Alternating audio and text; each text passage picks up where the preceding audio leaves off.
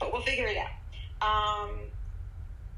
Whoever's in the audience, just to introduce Robin, she is the president of Free All Captive Elephants. And I met her because we worked on Nosey's Law together. I was what I always like to call myself, a worker bee. Robin headed a lot of what went on, and she did a lot of work getting Nosey's Law to pass. And I met the two ladies at the State House, I think. When I overheard them speaking, I had been sent there by a gentleman named Brian Hackett, who told me at the time, working for HSUS, we need help. Let's get some protests together. I indeed wanted to do that. I, at that time, was following Big Cat Rescue pretty daily, and I got in touch with their outreach person, who at the time was Jen Leon. She made up some posters for me. She told me what to do. I followed because I was here in New Jersey. I knew this would be historical, being that it banned all exotics from circuses and from display. And Robin will explain that better. I, again, was the worker bee with following them around. She's going to tell more about that. So, Robin, I'm going to hand over to you. If you could just tell us a little bit about what Free All Captive Elephants is. If you would also, because we're all cat people listening out here, how Nosey's Law included big cats, and that's why I was involved. So I'm going to hand it over to you, and if you could just give us what you do, your bio, basically. Oh, thank you so much for having me on this.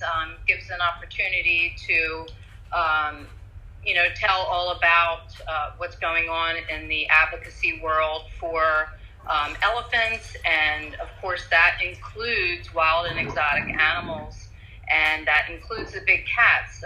Big cats are suffering. Oh my gosh! We go and we document circuses, and we see the big cat acts. And it's really, really, really terrible to see them in those cages waiting to go on stage. And then once they get on stage in their little cage circle and, responding to the whips and, doing their tricks. And sometimes, the last circus that I documented was in Altoona, PA with Timothy Frisco was there, and we all, I think, know about Timothy Frisco. He's a notorious animal abuser who has that video on YouTube, Make 'Em Scream, where it shows the undercover person who actually worked for the circus undercover and got all kinds of behind-the-scenes video of the horrible training that the elephants go through. And of course Timothy Frisco was the star of that video. So we went to Altoona, PA, and I can't tell you that the cats looked horrible. There was, I think, 5 of them, and 2 of them were acting up. One that was supposed to perform actually jumped off of his perch and attacked another one, and I have this all on film. And so, going to these circuses and documenting them is very, very, very important, because it gives us proof of what's going on behind the scenes. So at Free All Captive Elephants, that's a lot of what we do. We do also, we track circuses, we document circuses, we protest circuses, we spread awareness and educate the public about the cruelty behind the curtain, and also we are involved with legislation to make the laws better to protect these animals, because we know that the circus owners are not going to do that themselves. It's working. People around the nation are much more aware than they ever were before about what actually goes on behind the scenes when nobody's looking. And people will say, oh, well, I didn't see anything. But of course, in front of your eyes, you're looking at the show and the bedazzled costumes and the hoopla of it all, but people don't realize what goes on before those elephants, before those big cats, the camels, the bears, the horses, the ponies, all the animals that are forced to perform, what they go through behind the scenes. So that's what we do. We try to document, currently what's going on and what has gone on for centuries. So our work is what we were doing is absolutely working. The attendance at circuses is way down. They used to book these huge arenas, and the cars would just keep flowing and flowing in. But now they seem to be performing and setting up at these venues in the Midwest where there's a little bit more of a desire to see circuses. It just seems that that's the hotbed, Oklahoma and Illinois and all those Midwest states. Right now, Jordan World Circus is touring the Northwest, which is like Wyoming, Montana. They're even going down to Texas and back, and Oregon, South Dakota, North Dakota. They're traveling right now with these animals in tow, and it's a grueling schedule. So Free All Captive Elephants, we are here to educate, to bring awareness, to work on legislation, and this is the way that we're going to get circuses to stop. So Nosey's Law was enacted in December 14th of 2018.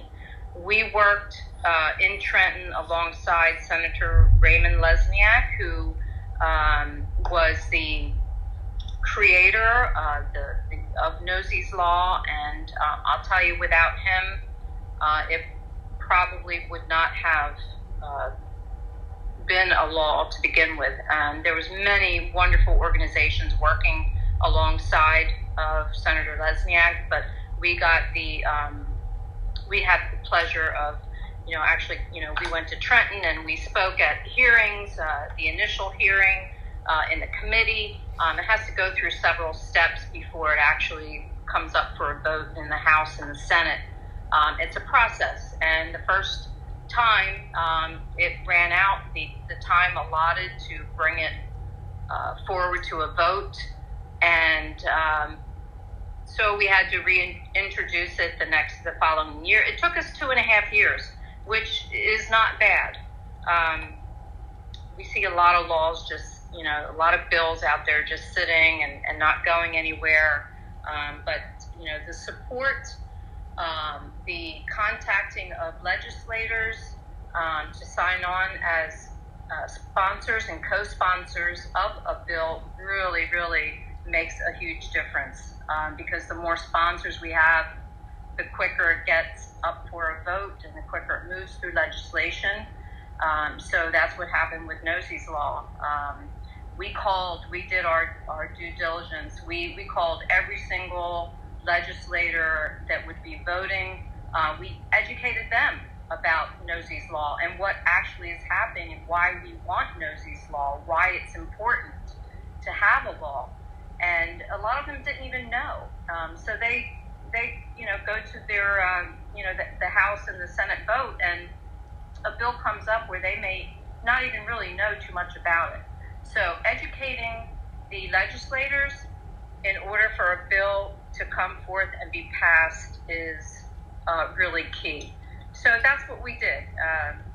Adrienne, Possenti, myself, and Michelle Werrick actually worked in Trenton, and we just worked our butts off to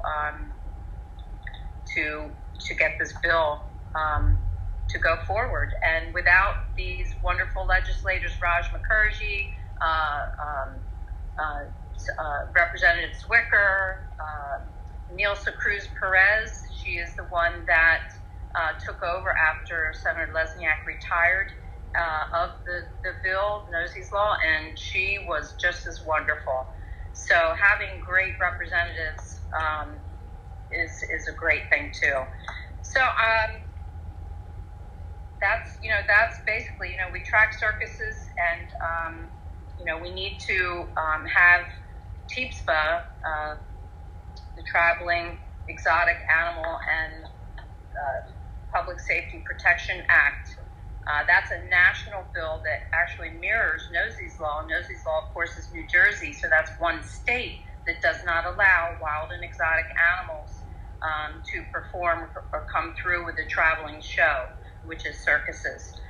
So New Jersey stopped it, Hawaii stopped it. There's several states that have duplicated Nosey's law, which is wonderful, but it's a state-by-state thing. If we get TPSPA to pass, it's nationwide. So that means no traveling animal acts with wild and exotic animals in the whole country. And also, this would cover big cats. So it's all, that's our next step, is to get TPSPA passed. Robin, I was going to say, that's what I was going to ask you. The difference between, if any, besides just being one is a state, one is the entire country, is there any other differences between that? And for the audience, that does include big cats, correct? Yeah, wild and exotic animals. So it's okay. And of course, big cats is right up there. Okay, yes, because we know I remember working with you on that, and then HSU with.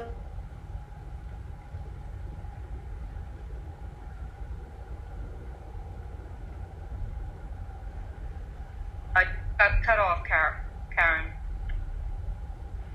Caryn, I think we've lost you. We're always interested in elephants. There we go. Back, but we lost you. Me? We lost you right after HSUS. Oh, I'm so sorry. Okay. Oh, you know why? Because my daughter was calling, because she doesn't listen when I tell her not to bother me from 6 to 7. Okay, that being said, Robin, tell us a little bit about how you got involved. I know you've always loved the elephants, but how did this begin? How did Free All Captive Elephants come to be? Okay. In the year, I think 2013 I started to learn about the ivory poaching in Africa. And I went to an event held across the nation, for bringing awareness to the elephant poaching in Africa. And it was a life-changing moment, because before that I'd never interacted with anybody in person. I'd only started to learn about elephants online through Facebook. This was all new to me. And when I went to that and I saw all these people, must have been 500 people. It was just overwhelming. And my knowledge started to grow about the suffering of elephant world. It wasn't just the poaching in Africa. So being from the United States, I thought to myself, well, what can I do? What can I do to help elephants? So I started to learn about circuses, and I joined a Facebook group, and we were fighting for Nosey. I learned about Nosey, and then we just started tracking her, and we followed her all over wherever she went. We had a membership with thousands of people that lived all over the United States. So wherever Nosey traveled, we would get responses from people that lived in that area and said, I think I see Nosey, I think I see Nosey, I think it's Nosey. And we would follow up. We would call the local venue that they were performing, and a lot of times they were not aware of all the violations, the USDA violations. There was over 100. The FWC violations. They repeatedly were given these violations for not doing the right thing for Nosey, and they would never follow up. The USDA would go out and investigate, and then they would find something wrong, and they would slap them with a fine, or if no fine, they would say, okay, in 4 weeks, we're going to come back and make sure you fix this issue, which they never did come back and fix the issue. When she was rescued and taken to the Elephant Sanctuary in Tennessee, we were on the phone with the Alabama ladies, and actually when she was first spotted in Alabama, we were reached out to by the local advocate that said, I wanted to reach out because I see this elephant on the side of the road, and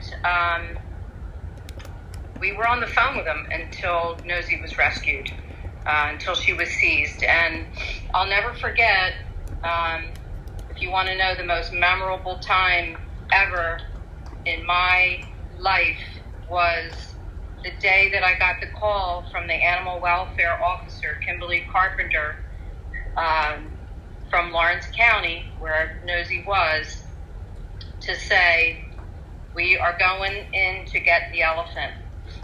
I still get chills now just thinking about it. And I said, you're going to get Nosey? And she said, yeah, we're going in. She's kind of a matter-of-fact person. Being an animal control officer, she sees a lot, but she'd never seen an elephant. But she knew something was terribly wrong. And her, along with the judge, along with Callie Waldrop, the district attorney, along with the advocates that tracked her after she left one spot, and I asked, please, if somebody can follow her so we know where she's going. And that's when they found her in Lawrence County, and everything just happened for her, and it was just a miracle, because if we didn't know where she was, nobody would have known, and she would have been out of there probably within 24 hours, back on the road back to Florida, and she would have never been rescued. So it was really, really amazing, and I cannot thank those ladies in Alabama enough, because without them, she would not have been rescued. They stepped up to the plate and did everything they could possibly do, and from the advocate who first saw her, that was Shay, and from the animal control officer that went out to inspect her, that was Kim Carpenter, to the district attorney that took the case, Callie Waldrop, to the judge who found that she was, in a condition where she should be seized. And this started on a Monday. By Thursday night, she was on her way to the sanctuary. It was truly, truly amazing, and that I will never forget. And Robin, I think that all of us can relate. Of course, we love elephants, but if you put it in our text with the cats, watching those cats come over on the plains or wherever they're coming from, and then having their first moment of freedom, putting their paws on grass for the first time, or getting out of those wicked circus cages.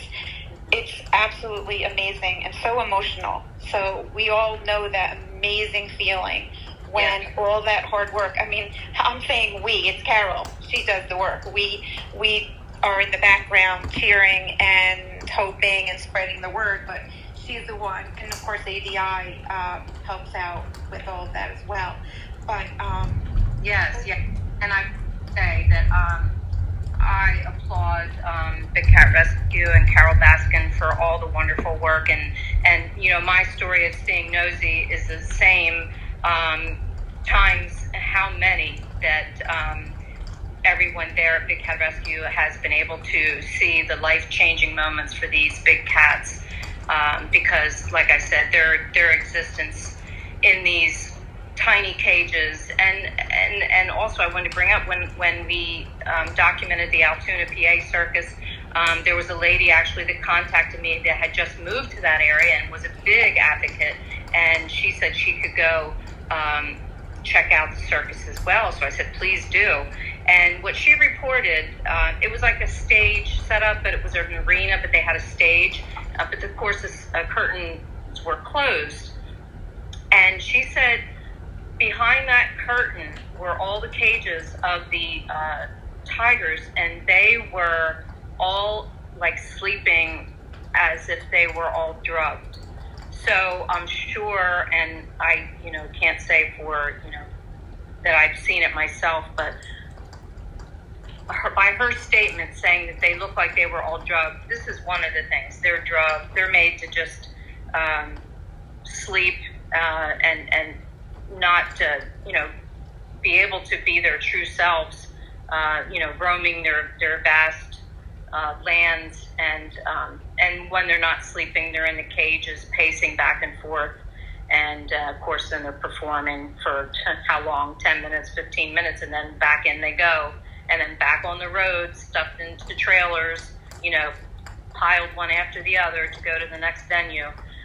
So yeah, I can't imagine how wonderful it is to see these big cats finally be able to walk, put their feet on grass, and it's amazing how one animal, how hard you have to work for one or two or three.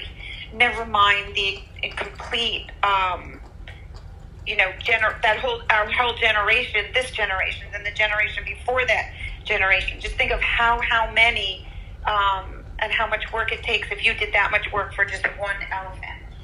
Adrienne is now with us. I'm just going to introduce her and let her give her bio. She's the secretary and works with Robin very closely. Adrienne, welcome. Hi, thank you.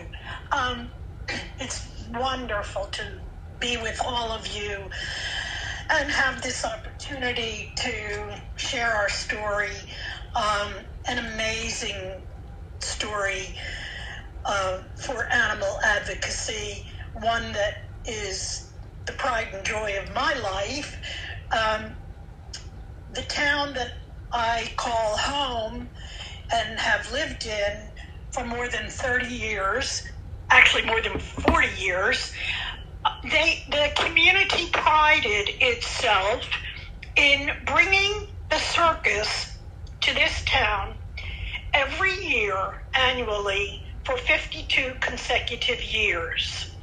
And we're not talking Ringling Brothers Circus, we're talking the lowest life circus that there is out there. Came to my hometown for 52 consecutive years.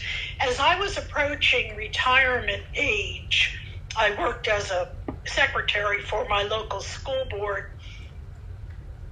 I couldn't sit still anymore on watching this circus every April come to my hometown. I just couldn't do it. I took my child to that circus when she was about 5 years old, and we walked over to the elephant, who was being forced to give rides during intermission, and we looked up at her, and my little daughter said, "Mommy, there's something really creepy here," out of the mouth of babe. From that point, I knew there was something very creepy. So when I retired in 2014, I went on a mission to end the circus in my hometown. I went to my city council, I went to my mayor, I wrote letter after letter after letter. I was chastised, to say the least. People didn't like me very much when they saw me out and about, because I wanted to take some fun away from them. I was able to convince enough people through my letter writing, through public speaking, through my local advocacy.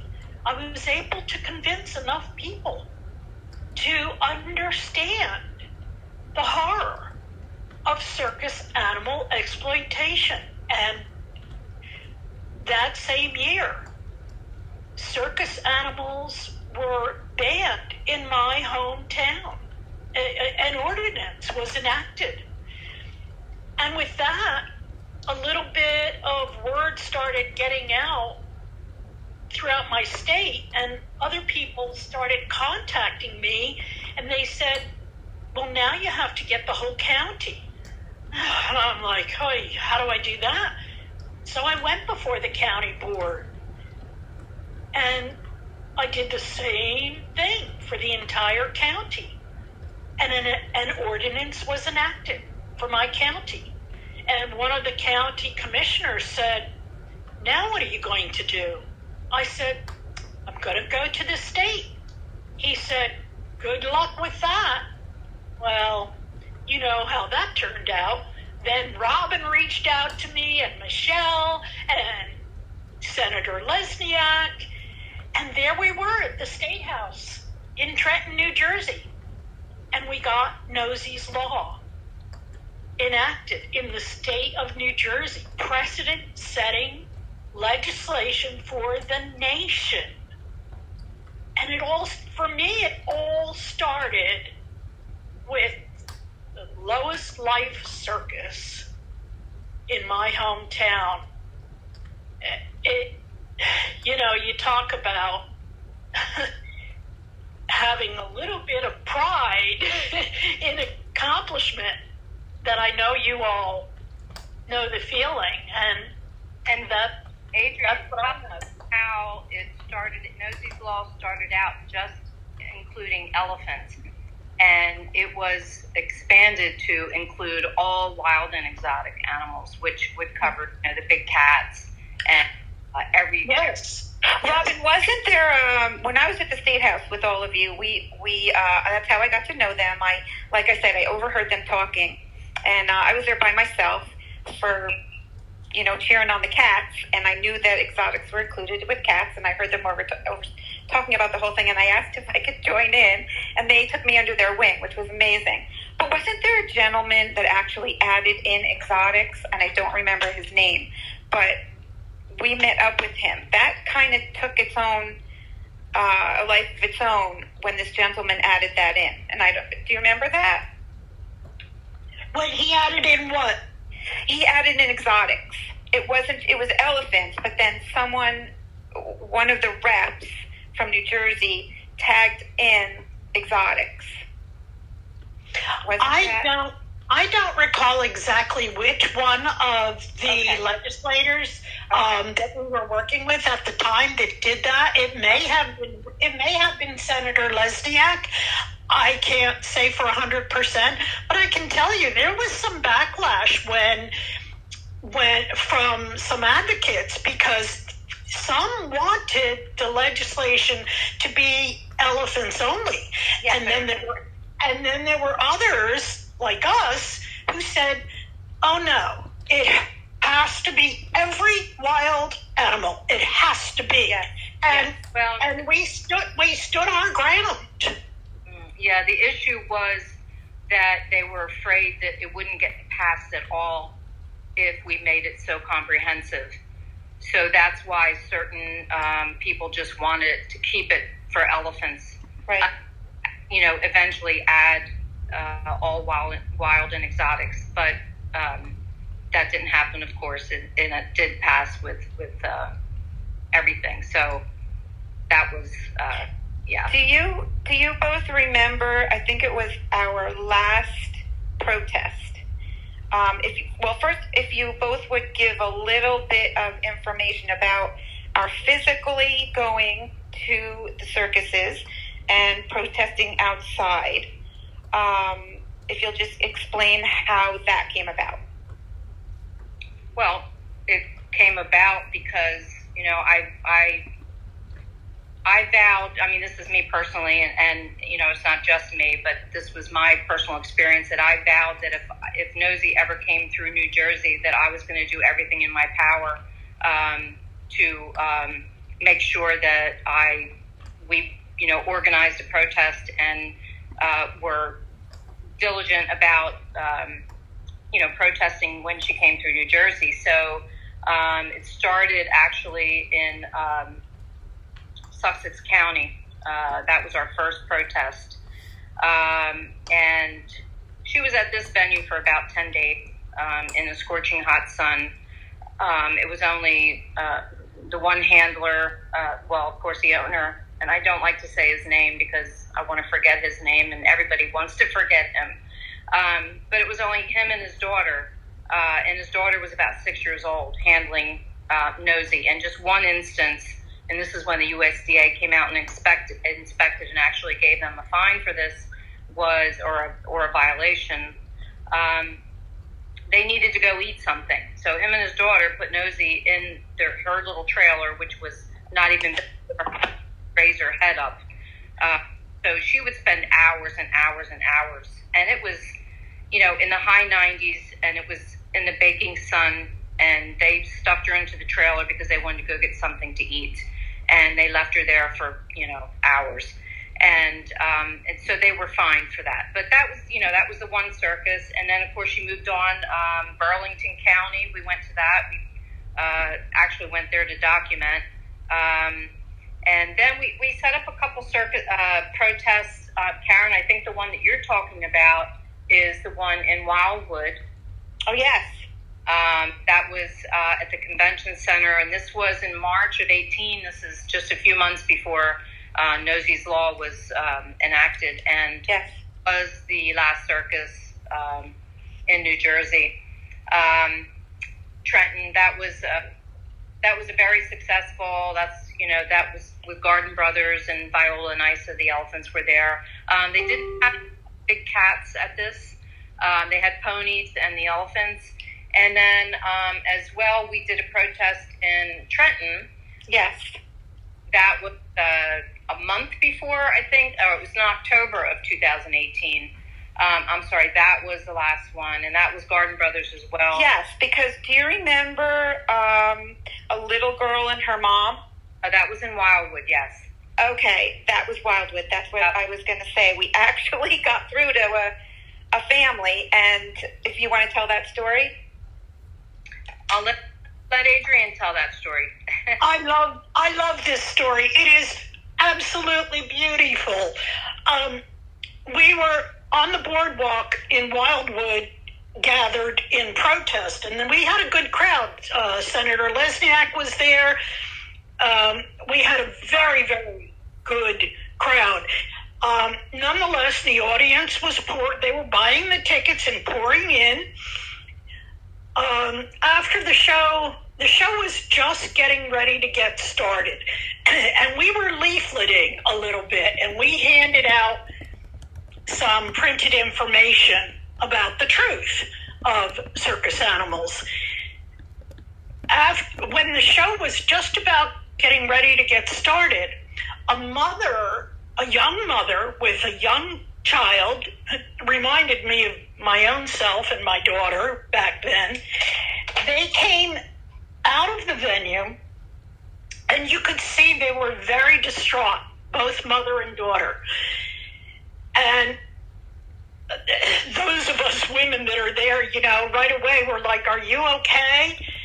And they started crying. The little girl started crying, and the mother started crying. The little girl was completely distraught because she knew that she was going to witness animal cruelty. And she told her mother that she didn't want to be there, that she wanted to leave. And we all were blubbering right there on the boardwalk, and we embraced, and we just, that's a moment that you live for as an animal advocate, to see someone, a mother and a child, have that revelation and take it with them the rest of their life. And when they finally went on, the mother said, "Come on, let's go do something that's really fun." And I think they were going to go get ice cream or something. And the little girl, Yes. the little girl was greatly uplifted. Yeah. She even started to hand out a couple of things. I remember her handing out some leaflets. I want to open it up to some questions from the audience, and maybe Deb or Carol, but I just want to say one other thing. Going through all of that, the dangers of what you mostly did, and me being your, in the background watching, but with my giant tiger poster, there were dangers. So I just wanted to briefly touch on our challenges that I remember the owner or the person who was running the circus coming out and staring us down, and the police officers making us move, and just everything. Briefly tell about 1 or 2 sentences about your both of your challenges over the years. Well, Robin had the most profound experiences. So, Robin, because Robin was the most daring. She just put her big girl boots on and forge ahead. So, Robin, tell us. Well, just like, for instance, at the Wildwood protest, of course, Anthony Frisco was the animal handler, which is Tim Frisco's son. So I'm sure he got his training from his father, which is despicable. Adrienne, you weren't on. I think I was talking about Timothy Frisco and all that. But, yeah, we were outside protesting and, trying to get people not to go in. And, of course, there was a few people that came out and, like the lady and her daughter, the little girl, they never even stayed for the show. They came out soon after because I think, the little girl looking at the pamphlet just got a bad feeling, And so during the intermission, I bought a ticket and I went inside and so that I could film, what was actually going on. What were we protesting out there? What's going on? What are people saying? And, when you protest, you tell people, I don't scream and holler. I think by doing that, you turn off people and they get angry. So what I try to do is tell them, watch when you go inside, look at the handler and see that bull hook, because that bull hook is what they don't want you to see. And they hide it, but you'll see them jabbing, the elephants. You'll see that whip on that big cat, you'll see that. And that's when they realize, oh, maybe what these protesters are saying is really true. To point out what's going on inside. So that's why I wanted to go in. And that wasn't my first time, but, these particular 2 elephants, Viola and Issa, Anthony Frisco, we had a confrontation, but he tried to have me thrown out, and of course he didn't. He called somebody over, I don't know, within the Garden Brothers circus realm, and, he didn't throw me out. And, of course, the Wildwood police were fantastic. I had a policeman beside me the whole time that I was in there after this happened, and he wasn't putting up with anything that the circus personnel would, try to say, because I was just doing what everybody else was doing. I was standing around, but I filmed everything. You as an advocate, you film differently than somebody that's having their child ride the elephant. So, I mean, that particular time, but I've been, back behind in the hallways where the elephants are coming through and the circus people are getting changed. That's scary because you don't know, while you're down there, there's nobody around but you. But, this is what is necessary, and the more we get of this, the more people can see what's actually going on. So it's just part of the work. That's all.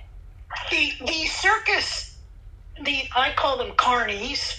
I know it's a derogatory term, but they're very brazen. And they're very intimidating, and they know it. They know how to intimidate not only the animals, but people who oppose them. And they're not shy about trying to intimidate you. Robin and I went to protest. It was in Central Jersey, and I think it was Frisco again. And he had no qualms about marching right out of the venue, right up to those of us standing there protesting and basically threatening us. He he thought he could bully, just like he bullies everyone and everything else. And that, that's their mentality. And I have to tell you, during that day, one of the most gut-wrenching things I witnessed, Robin was driving. We got there prior to showtime, and one of the elephants was being power washed. And we sat there in the parking lot, like downstream from this power washing that felt like it went on for an hour. It might have been power washing, scrubbing with sunset and a giant scrub brush. I couldn't. It was. Yes. Food needs to be seen, and that's the point of doing food. And we ask anybody that wants to help because we can't be where, and there's people across the country that can do the same thing if they're so inclined, but we wouldn't want any. Yes. That want to be in, and that's dangerous. But anytime anybody can get to a venue, and so important, and protest, because I'm telling you, when you stand out there and you face these people that are walking in to see the show, they've never seen anybody. They don't have a clue as to what's going on with the animals in the circus. So just bringing awareness, and it's working. These venues are so small right now. There's hardly anybody in the audience. Every time we've been lately, it's been empty, and they're booking at these horse stables and rodeo type facilities. Hold these things and horse. The barrel rate, all that stuff. They're sympathetic to the ways of the circus. So if you wanted to call and tell them and ask them to cancel because you have all this information that shows the brutality, they laugh at you. They don't care. But like the larger venues of the past, we could get them canceled. I mean, they set up in Wells Fargo centers and these huge arenas. Well, they're not doing that anymore. So their income stream is hardly anything now. Working, making money. So they're closing, but they're still out there right now. Don't get me wrong. They're out there and they're going to one state to another county, back to back to back. And they still have elephants. They still have big cats. So it's still going on, and it's not over yet, but it's getting. Robin, that's what I was going to say. I send alerts to Carole. I send emails to Carole of where these places are, and we try to attack with some education and emails to these people. But the last circus that I just did, it was in parking lots, behind the bus station, these kind of things, tiny little circuses. And two of the three, and Carole called them families, of people that are bringing tigers to these places are out of business. So it's working. And that's what I was going to say. This is working. What we're doing is working. I'm going to hand this over to Carole. If I don't know if you wanted to ask anything, or Deb, and then I'll hand it over. Deb, if you want to go through some of the people that have questions. Actually, I have something that I think Robin and Adrienne can really appreciate, and some of you that are fans of Big Cat Rescue may remember this, but years ago when the Frisco Brothers Circus, or Frisco family, I think, circus came to Sarasota, we got a tip. And the tip was that they were forcing these tigers to be traveling around in this transport wagon where the air conditioner had broken, and it was over 95 degrees.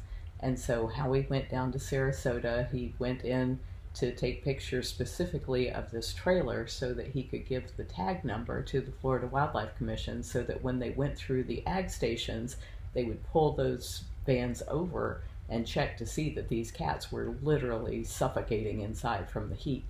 And the Frisco father, Timothy, saw what was going on, and he and his boys went over, and you guys know Howard. I mean, he's the sweetest guy in the world.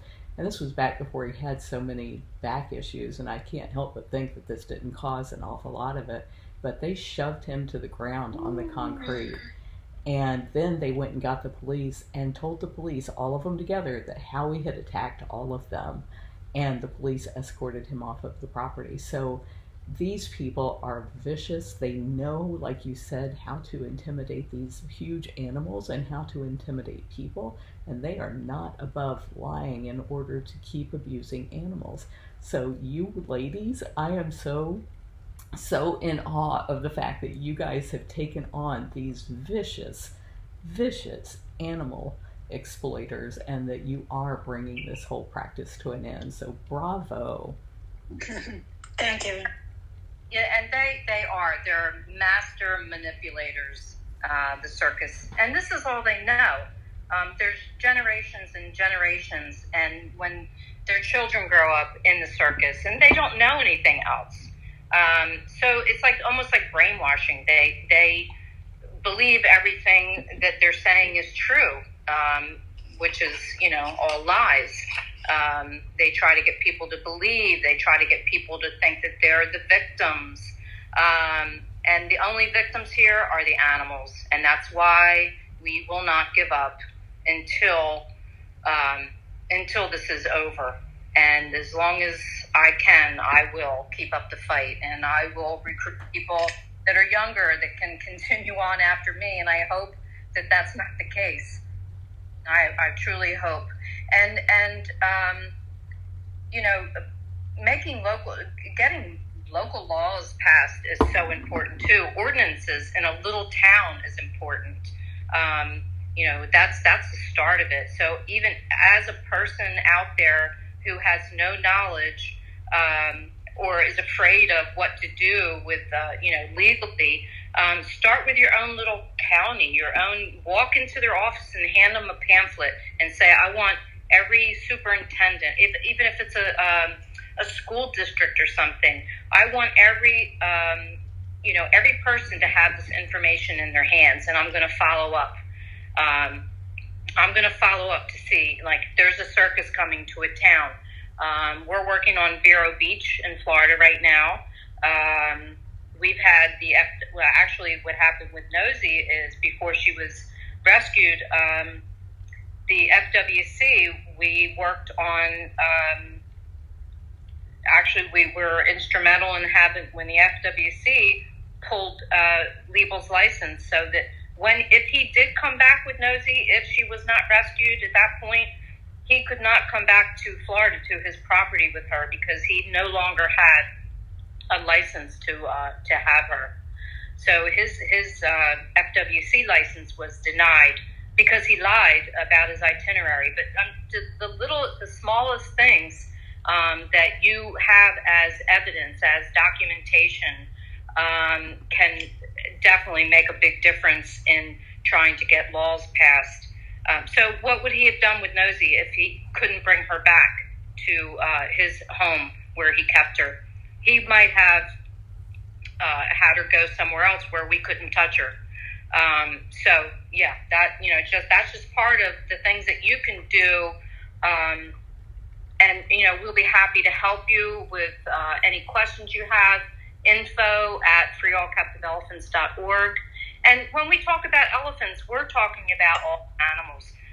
Because if they pass a law, or if a circus is shut down because of something that Free All Captive Elephant does, legally, then that includes big cats. That includes, all the wild and exotics.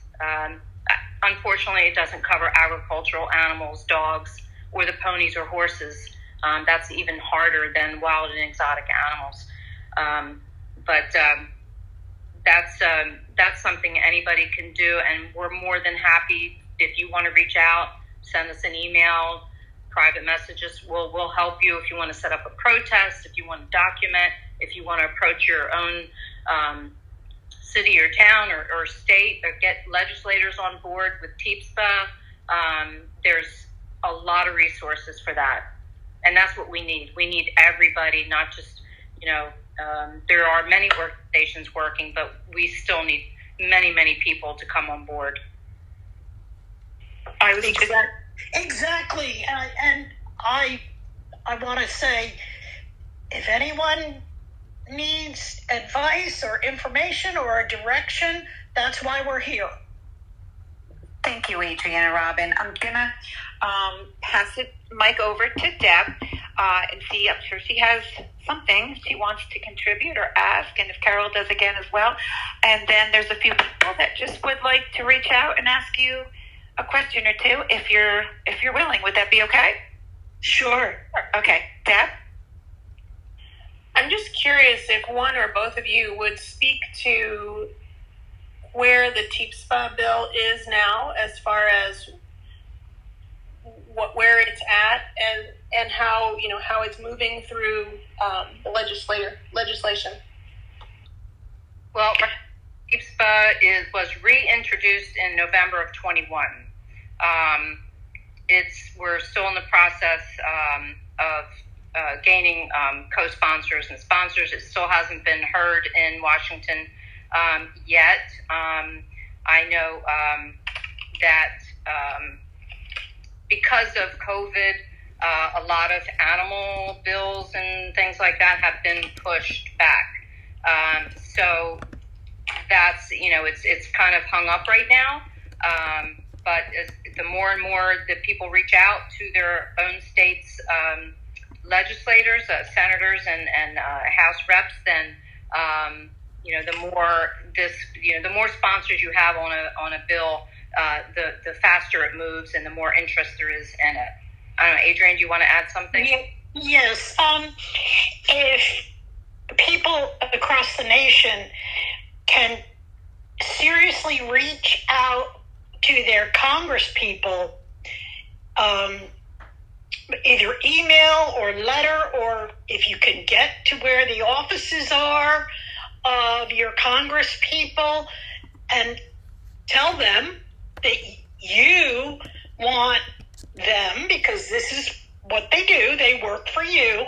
You want your congressperson to sign on to co-sponsor the Traveling Exotic Animal Public Safety Protection Act. The bill number is HR 599. The more people across the nation that do that, the better the opportunity is for this to be heard and enacted. And that's what it takes. The bill number is HR 5999. One more 9 there. And also you can go on to the stopcircussuffering.com. That's the Animal Defenders International website, where they have step-by-step processes. They have, example emails. But that's a great place to start if you want to participate in supporting and pushing TPSPA. Yes. Suffering.com, the ADI website. Well, thank you for that. Yeah. Dawn, did you have a question or comment for the ladies? Hi, you guys. I appreciate what you guys are doing, and it kind of sounds like the Big Cat Public Safety Act. It is. Yeah, very much. And very similar. Right. Well, I'm a fighter, and I am ready to fight. So, I'm just willing and able and to be the voice for these animals that are voiceless. So, Yes. Ladies, thank you so much for what you do. Thank you. Thank you, Dawn. Robin and Adrienne, maybe if you don't mind, after this, you can send me some of the info, and then if anybody would like it, they know how to reach me. Everybody in the audience practically, I think, knows how to find me. So if you want to send it over, that would be wonderful. Go ahead, Deb. Daniel, did you have a question or comment for Robin or Adrienne? Well, I want to thank you what you did for Nosey the elephant, and that's just a touching story. I know Caryn brings up Nosey's Law quite often in many different forums, and I'm so happy to actually hear what it was about. I just knew it as Nosey's Law, not who Nosey was. So I'm glad to actually get some information on that, and I personally stopped going to circuses and zoos after I found Big Cat Rescue. I know there are some zoos that are AZA accredited, and it's better for the animals that they are than the evildoers who are out there, who we will not mention because they are evil and they don't deserve it. We do not give into the dark side here. I wanted to personally thank you for your advocacy and actually getting boots on the ground, as it were, and fighting for these animals who do not have voices that people understand. They speak their language, but we don't speak theirs, and so Right. Thank you so much. Like you said, they don't, and boots on the. That's my passion. I love getting out there. I'll tell you, it just fuels my fire. I love to protest. I don't want to, but I have to. But it's very getting your hands dirty is just drives me to do more and more. And like I said, when I first learned about elephants, it was from behind a computer learning. And then when you actually meet people in the field or anybody out there, physically, it really makes a big difference.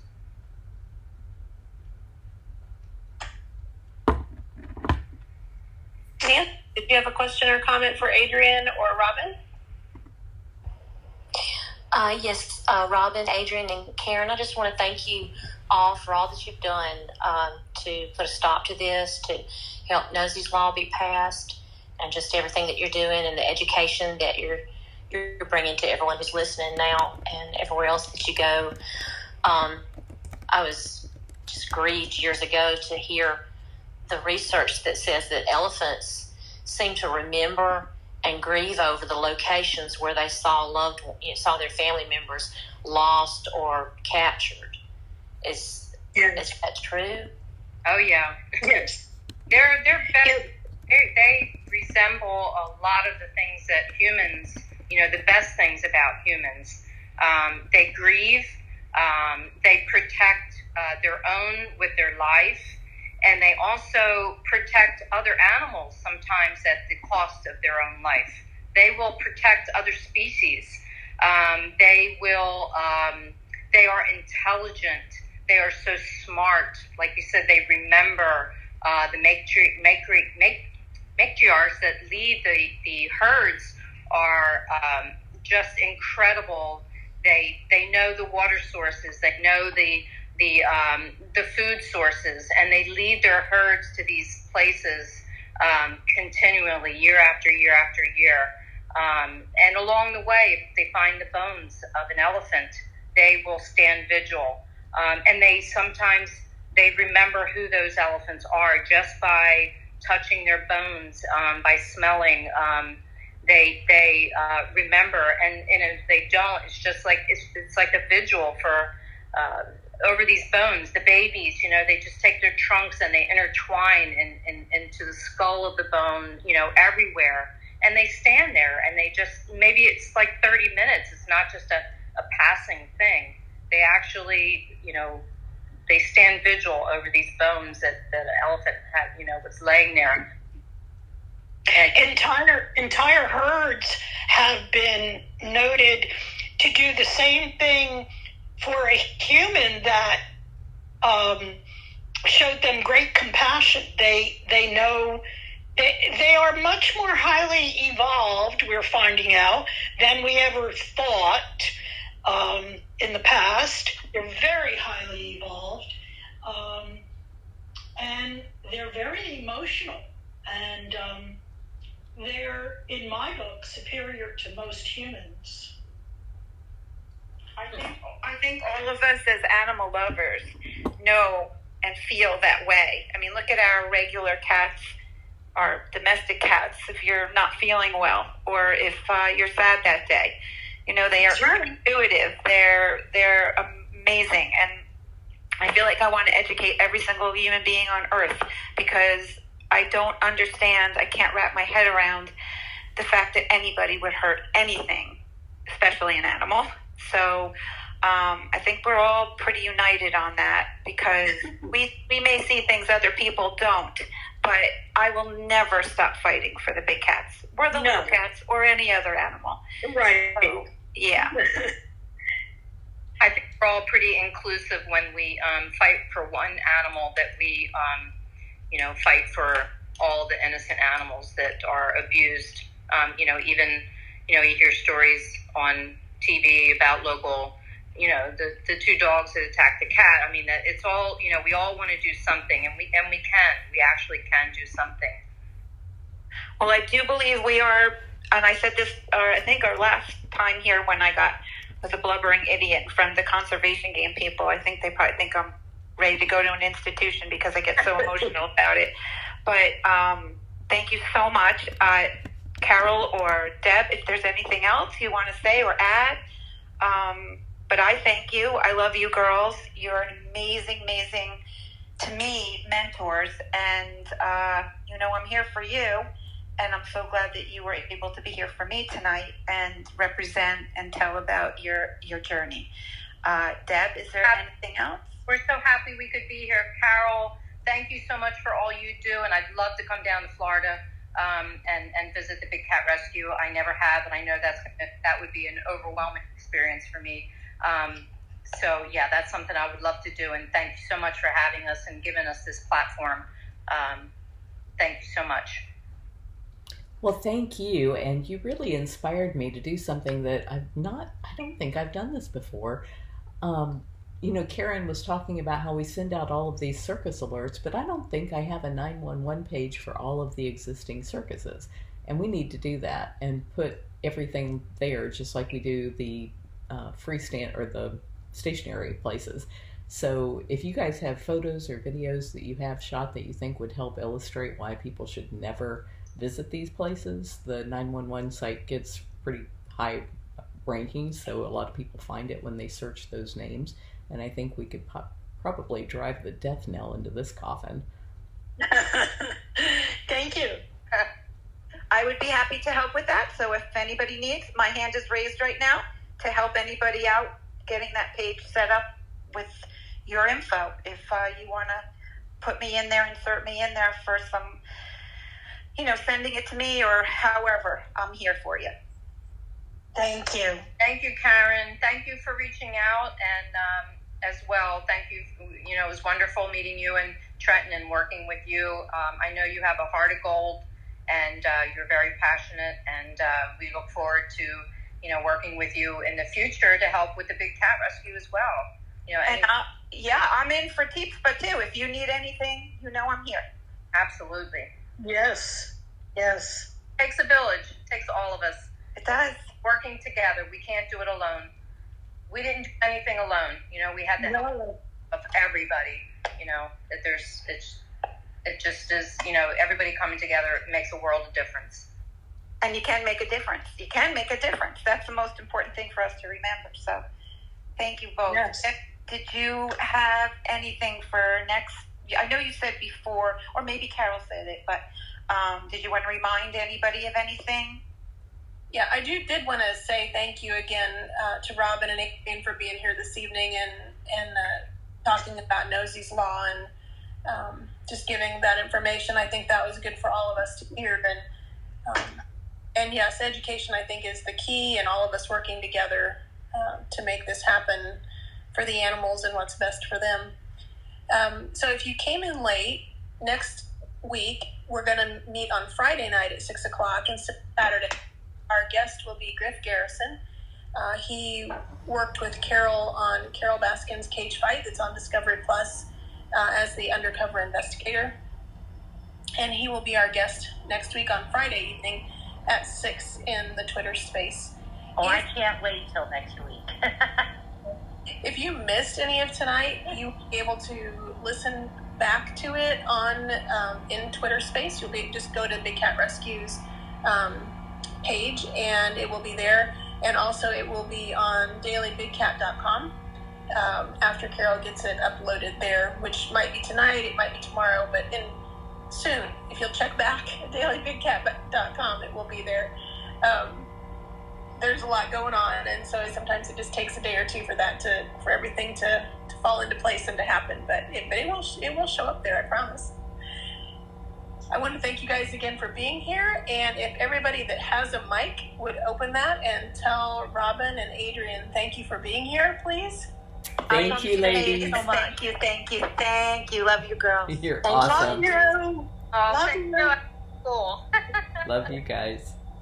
Bye. Bye. All right, night, guys. Have a great rest of your weekend. You too. Bye. Bye bye.